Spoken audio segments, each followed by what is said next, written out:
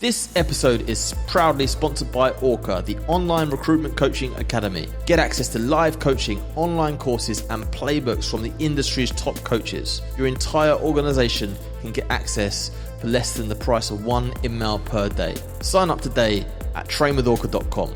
Back to the show. Welcome to the RecWired podcast. I haven't done a little one of these for a while. It's weird not doing LinkedIn Lives and going back to the podcast, but we do have a special occasion.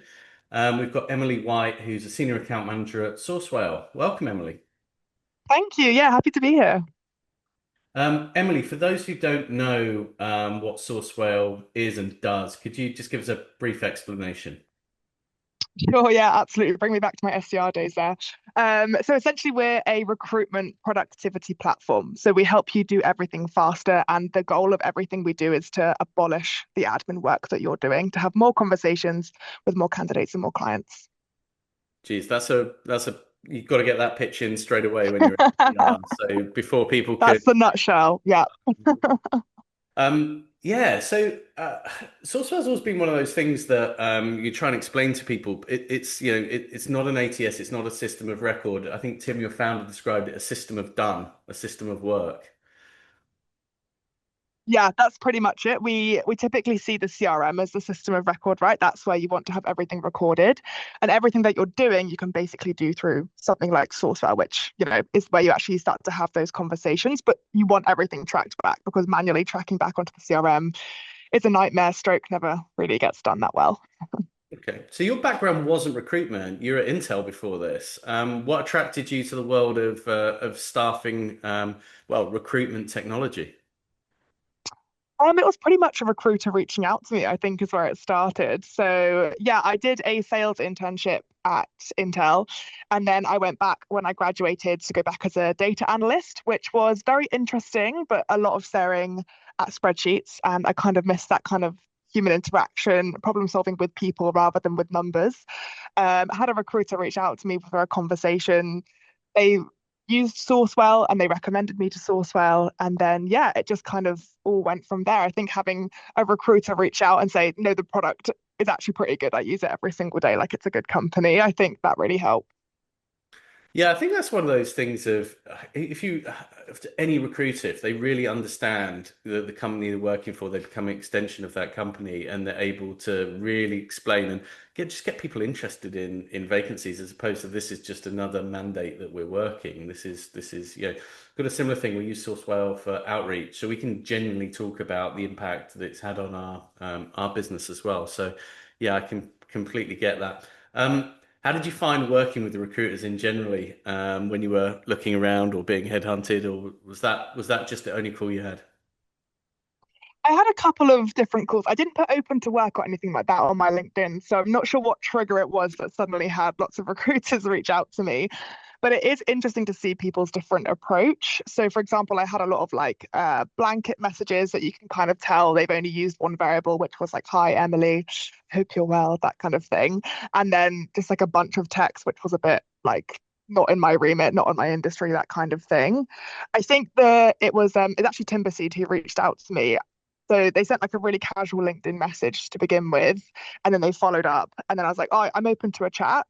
And then within 30 minutes, someone had called me, made me feel really comfortable, was like really friendly on the phone. I think actually just picking up the phone straight away makes someone stand out from other recruiters who won't do that and would rather just kind of do back and forth on chat. Picking up the phone, opening up the conversation really, really helped. I guess that's the thing as well in sort of the world of outreach, that personalization actually being a human calling does make a real difference. Yeah, for sure. And talking about personalization, even in that first message, I think they'd mentioned something about my university or that I played hockey or something like that I had on my profile. So again, it wasn't just like a blanket message. It was much more casual, just seeing if I was up for a chat, really. Yeah, back in the days when I used to do direct marketing, the ultimate sophistication was getting literally a couple of merge fields in, like someone's name or the company they worked for, but now we're seeing a lot more. I believe it's called hyper personalization. Yeah, that's right. Exactly. I think it's a mixture of having those variables, even if it's just like, "Hey, you free for a chat in like 2 working days is what we would use. So that would say, are you free for a chat on Friday, or depending when that message goes out. That combined with actually doing some research, reading someone's profile, doing like looking at their website or whatever it is, and then combining those two things to physically type it in yourself because you have done that research, I think is what makes you stand out. Cool. So you joined SourceWhale 3 years ago? Yes, yeah, coming up to 3 years now. Yeah, 3 years ago. What was the company like then, and how's it changed? It's changed quite a lot in terms of like product and like the way we operate. It's always had the same kind of vibe and like energy when you go into the office. It's all still like we managed to maintain that kind of like startup culture, which has been really nice. But we started off in WeWorks. We didn't have an office space, things like that. We've always maintained our monthly socials, which has been really important for sure. So that's been really nice. But yeah, having our own office space now, growing the team massively. I think it's doubled in size since I've joined as well. Has been really nice, expanding a bit more into the US, that kind of thing. So yeah, it's been really nice to see that journey. And obviously, I've done a few different roles in Sourcewell as well. So kind of having that holistic view as to how we've grown has been, yeah, been a good thing to be a part of. How would you describe the culture of the company? How would I describe it? So I think everyone here is, I mean, everyone is different and like comes from different walks of life, but I think we're all quite similar, the way we'll all kind of come together. We all have the same kind of view on things, if that makes sense. So it doesn't really make sense because I'm saying it's diverse, but also everyone is kind of similar. You can see when we bring someone into the company, everyone fits in quite well, quite easily, which is nice. So, for example, like when I started, obviously you're always a bit nervous, like joining a company, but everyone is super welcoming, and obviously like we have lots of socials and things together, so you can like fit in quite easily. There isn't really like a awkward like month of joining a company. You're not the new person for very long as well because we grow quite quickly. But yeah, and in terms of our culture of how we work as well, like I said with the phones, like we're very phone first. Like I've had to come into a booth to do this because that office is a lot of chats going on. We're always picking up the phone, speaking to customers, to potential customers. That's kind of our culture when we're actually speaking with people. One of the guys I used to work with, James Ballard, used to say recruitment's a contact sport. I like That, that that. was that was his funny line. He repeats and repeats and repeats, but he's absolutely right. Sourcewell is world famous for, and certainly in the recruitment industry for its outreach campaigns, that type of thing. But I think one of the reasons I wanted to get you on today was to talk about really where the product is now, because I think probably people may have seen your product 3 or 4 years ago, 2 3 years ago, maybe even used it, and and or trialed it, and it's so super different now. The things that we just when we did the prep for this show, I was, wow, that's pretty impressive. Didn't know you did that. So I don't know if you've got to maybe spin up a graphic or something like that and just show us exactly what SourceWhale does, for the layman like me. Yeah, of course, no problem. I will share my screen. Hopefully you can see that. Yeah. Fabulous. So, yeah, you're absolutely right. We have developed quite a lot. So, we always have the same thing like driving us. So, that's to help recruiters be more productive and to help them abolish that admin. That is always like top of mind for anything that we build. So, when people maybe joined us or looked at us a couple of years ago, they'll be familiar with the outreach side of things. So, we're all about like the engagement. So, that's the automation, that's the sequencing that we did when you actually build out those campaigns. I mean, that is still like a really core part of what Sourcewell is, how we help recruiters. But we've actually really expanded that recently to become a whole recruitment productivity platform across different areas of your processes. So the graphic I've got in front, we've got 7 different modules, is what we're calling it. So we've modularized Sourcewell. So from working with thousands of different agencies, we basically hear that everyone works in a really different way, depending on their market, their industry, their geography, the way they want to work. So we want to give you guys back that control and flexibility to choose exactly what is going to be useful for you. So, for example, if you just wanted to use the extension, access to the data providers, outreach for the campaigns, of course, you can just still have those parts of Sourcewell. or you can add on different modules. And even people in your team can have access to different modules. So it's really, really personalized for you guys. So, for example, ones that people might have seen us talk about more recently that we've released is our inbox agent. So this is something that you can also have on SourceWhale, and it's doing two separate things for you. So the first one is that it's creating an AI draft to every single email you get through. But because SourceWhale has the integration with your emails, with your CRM, it actually really understands the context of who you're speaking to, that kind of question, how you typically respond to it, and also you, like your tonality, the way you would actually respond to something. And it's something that I've used for about 6 months, and it honestly saves me so much time because the AI's really got to know me, the way I would respond to things. And of course, you can go and edit it if you don't agree with what it says. Of course, you can disagree with AI, as we often do. And the second part is having follow-ups from inside your inbox. So that value of really important to follow up, sometimes even from someone that you're speaking to in a thread, needs a couple of nudges every now and again. So you can also do that in the inbox agent. So we also have these three others that have been around a little bit longer. So the first one is our conversations. So there's three parts of the conversations, which is basically a VoIP system in its own right, and also gives you guys the ability to do one-off SMS and one-off WhatsApp messages as well. Again, that's all going to be recorded back to your CRM. That's the admin bit that we can help get rid of for you, and also having to physically pick up a phone and type in the number because that's quite old school nowadays. And also, we're giving you the ability to have these transcript exactly how you want. So you can create these templates that are specifically built to you. Like I've used ones in the past where it'll be like, Emily and Andy spoke about the weather for 35 minutes and never really got into the topic that they wanted to speak about. Yeah. Because we're a very recruitment specific platform, like we know the notes you would typically write down, and you can create those templates essentially. Also, an exciting update, which I just asked Tim, our CEO, if we could talk about today.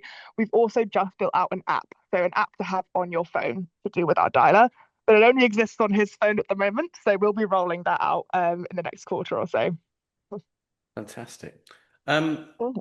So previously you had to buy the lot. But now you've taken the decision that you're going to sell this modular. So, and literally down to user level, whichever's the best tools for the relevant tools for the relevant consultants you can purchase. Exactly. Yeah, exactly right. It's all about like giving you guys back the opportunity to use whatever you want to use. So for example, we have our note taker that can join video calls, but if you as a business don't do a lot of video calls for whatever reason, you don't have to buy that part of SourceWhale. You can just buy the parts that you'll actually start to use. Fantastic. Wow. Okay, so there's quite a lot going on. So people who haven't seen the system in 2 or 3 years, it's definitely worth going back and having a look. I think you're also don't you do some free trials as well, so people can actually just see the productivity.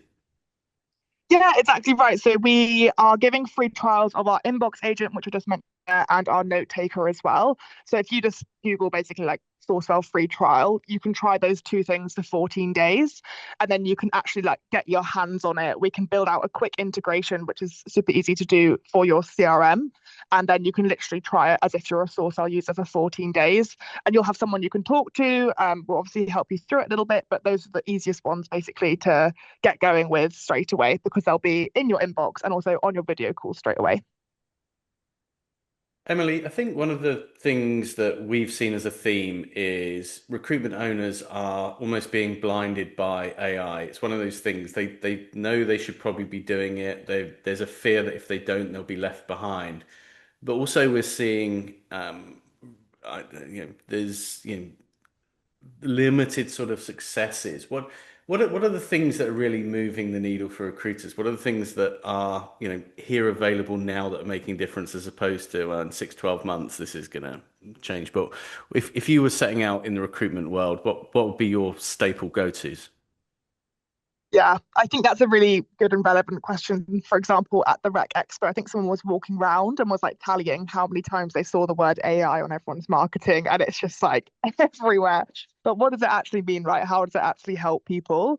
For me, it's all about the time saving. So what are you manually doing day to day where tech could be doing that for you? Like your hours in your day are precious, especially as a recruiter, you're spinning like 50 plates at the same time, it feels like when I speak to some people. So anything you're doing, like tech at this point, and AI can probably find a way to do it for you.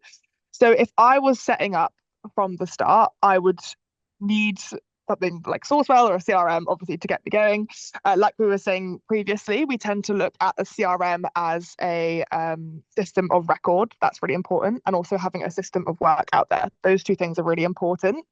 But then obviously having them speak to each other as well. So you're not doubling up on that manual work. So I would do something like having the extension so I can easily get people onto my CRM. I need data providers to help me find emails and phone numbers. And then I need like an outreach function to start talking to these people at a bare minimum so to be able to run campaigns.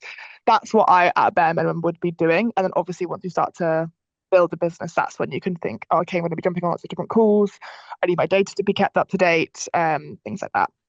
What do you think things that recruiters won't be doing in a year or two's time? Sorry to put you on the spot for that. What won't they be doing? That's a good question. I'd like to think they can just be like talking to people all day, and tech will just be kind of organizing what they're doing each day. For example, we've got like our to-do list, which shows you exactly who you need to call. Like actually being the person, having those people to people interactions. Mm. Like as a recruiter, if you're silently like stuck on a laptop all day, like that's the bit where maybe that's anyone could do that, right? Having your personal skills, like being in person more, being on like video calls more, actually speaking to people all day, every day, rather than thinking, oh, I'm going to do like an admin block. When you see someone's like admin block on a calendar, it's like, oh, this is so annoying because you don't want to be doing it. And also, like, tech can probably or will be able to do it for you at some point, hopefully. So that's what I'm thinking is like, well, many recruiters don't do 9 to 5, but let's say 9 to 5, you're speaking to people and using your personal skills, and then AI is looking after everything else for you.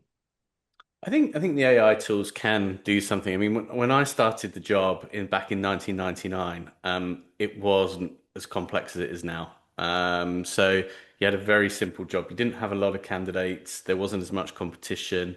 You found a job and you tried to fill it with what you had available. Just the sort of job boards were just coming in. You could write an ad. You had to write down, fax it to them, and it would go on online. And then you get your emailed CVs in, and someone would print them for you to review. And so it was quite simple.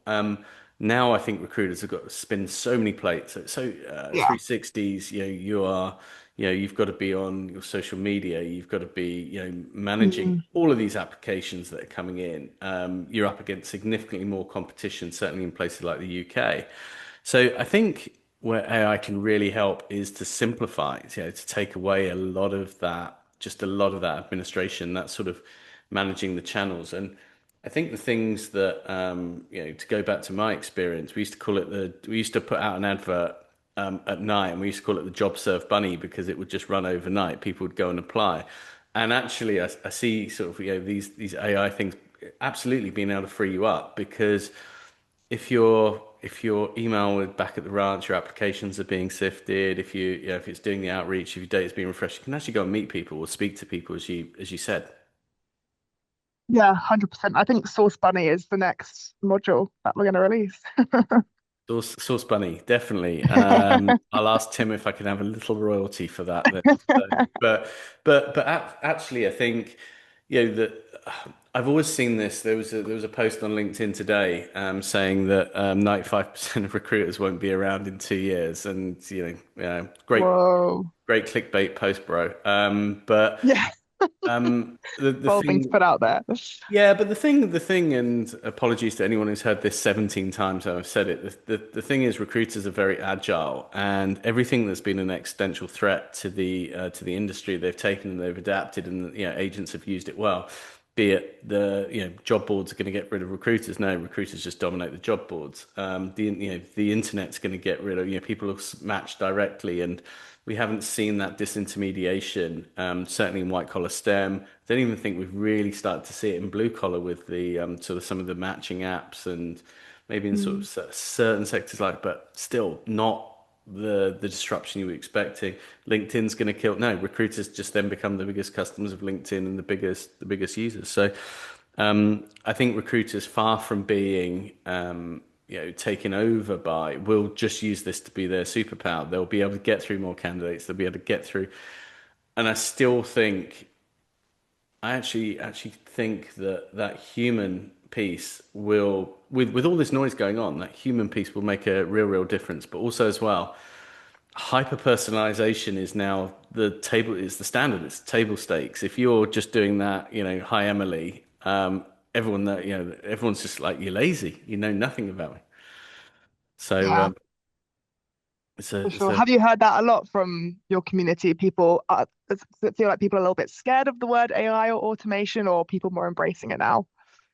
I think there's a feeling. I think there's a feeling that definitely people are looking to embrace it. I think people are open-minded. I think people see the possibilities. But where I think we are, if we were to look at this as going back, and I grew up in a world that didn't have the internet, and I think if I look at the journey of the internet, we're probably at a point with AI where we're still sending pictures of our cats to each other. It literally is. It literally feels like we're there, and people think I need AI in the same way that I need a website, and people then sort of trying to work out where it can actually move the needle. I mean, enterprises are really struggling with it. MIT report 4 or 5 weeks ago showed that I think it was 96% of enterprise AI projects hadn't delivered a return on investment. So, which is clearly code for they've lost money. And you can sort of see that, but where we are on the hype cycle, but I think it will be classically slower than we probably think, and then just bigger than we can ever imagine. That's probably where I am on that. So, but I think actually being able to show that you can make a difference, and I still think, and I do think the recruiters will evolve. I do definitely think that they will evolve, and some of the admin tasks that you know just won't need to do. Yeah, I think as well. Things like writing specs, taking notes, putting things into databases. But I still think, would someone go and buy a product without really speaking to someone or having it demoed? I don't know. You're an AI company. How many people just come and buy SourceWhale without actually speaking to one of you guys, or you know how many people make that investment in their stack without actually talking to someone? Mm. Yeah, that's a good point. And for example, similarly, we've put like interactive walkthroughs on our website now of all the different modules that I spoke through. But still, like people are still going to have a conversation with us, ask any questions that they have, build that trust in the product and the company you're going to be partnering with. I feel so important. I look back to when that recruiter reached out to me for Sourcewhale, and like the phone call, the conversation was the one thing that kept me speaking to them. I wouldn't have done it any other way. Yeah, absolutely. And we've got a similar thing. We've relaunched our training platform, Orca, and the solo product very much is an online sale. You can go on, you buy it. It's if you like it, you keep monthly subscription. But if you're going to buy it on an enterprise level, if you're going to train and develop your people on it, you're going to want to see it. You're going to see the people behind it, and we're obviously using automated outreach, but we ultimately know that it's going to be a purchase that we think people are going to want to speak to us about as well. But we'll try, but also as well, the sequencing we've done is around, you're interested, you came on, here's a demo of it, through, we show you the story. So I think that's absolutely, yeah, absolutely on point. We're recording the podcast now. I think there's some big announcements coming up as well. So I don't know what you can tell us about that. Dougie was on LinkedIn this morning talking very excitedly about it. So I don't know when that goes live, or do we embargo this? But is there anything you can tell us there, Emily? Well, Dougie's actually in the office today, and I think I will get a little bit told off if I spill any beans. I think he'll be the one to let everybody know. But yeah, we've got two quite big things coming up, which our tech team have worked really hard on. I think that's one of the best bits about working at Sourcewell, is I actually literally get to see the products and use it and beta test it myself before I go and talk to everyone about it. But yes, unfortunately, for a little bit longer, I That's can't fine. say anything more on that one. Don't want to get you into trouble.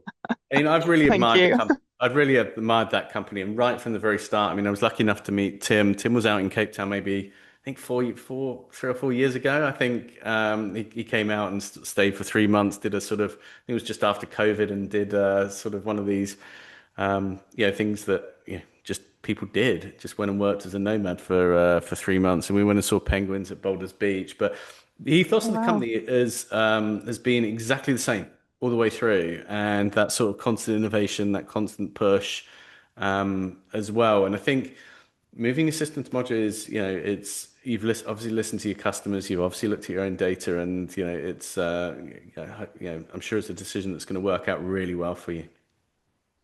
Yeah, thank you. Yeah, it's been quite an exciting one to talk about, especially if someone's like, I can't like buy this whole product. It's like, oh, don't worry anymore. You really don't have to. Whatever works for you, let's figure it out together. What are your challenges? Like, where do these things fit in? So yeah, it's been good to work with customers and get more into their business processes and see where we can help. What are the biggest problems for customers right now? If if what are your when people want to, and how are you seeing the market as well? We're September 24th, we're recording this. What are you thinking the rest of the year looks like for recruiters? Because everyone's thought this would be the year it would come back. It's just felt tough again. Yeah, I mean, I work with a lot of different industries and geographies. So, as an overall view, it's all been a big business development push. Yep. I think even just breaking through the noise is really difficult. Once you get in that foot in the door and have that conversation, even then it's tough if they're like, look, I really want to work with you guys. I've got a hiring freeze. I haven't got the budget. Da, da, da. But yeah, it's all been on the BD side as well. We've seen our focus and where we've done a lot of our trainings to help people using SourceWhale. But that's kind of why we want to save everyone more time. So you have more time to start speaking to people, reaching out to people. So obviously you can kind of increase your chances of getting responses there. But yeah, it's just actually people having jobs on is just been what I keep hearing is a big challenge at the moment.